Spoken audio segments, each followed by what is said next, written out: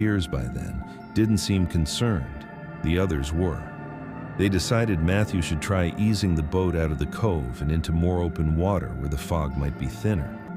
Matthew agreed, but within minutes he nearly scraped the shoreline. The visibility was that bad. He refused to risk damaging his boat. They realized they might have to spend the night out there.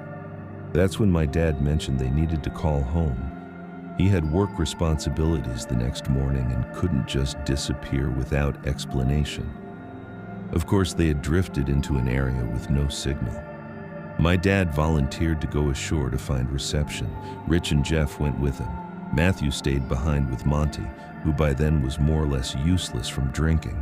Before stepping off the boat, my dad grabbed the emergency flare gun, just in case.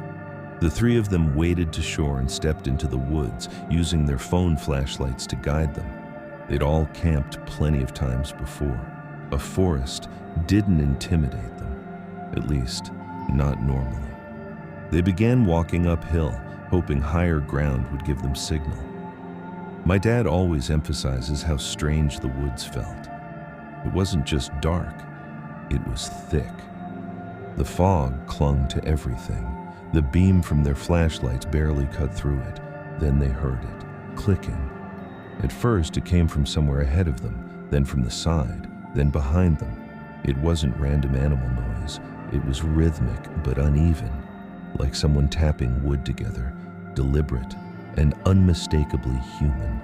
Rich immediately whispered, "Lights off, now." They switched off their flashlights. The darkness became absolute. The clicking stopped.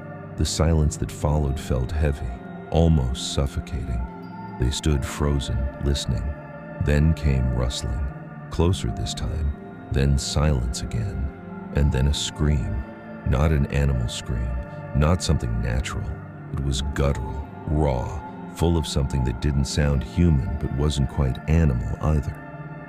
Before they could process it, pounding footsteps erupted through the woods, multiple sets charging toward them. They ran. No discussion, no hesitation. My dad fired the flare behind them. For a split second, the woods were illuminated in a red glow. And that's when they saw them. More than 10 figures moving through the trees. They were dressed in what my dad could only describe as primitive or tribal clothing. Some carried long wooden spears. The light vanished as quickly as it appeared. Jeff nearly fell screaming, but Rich yanked him back up. Branches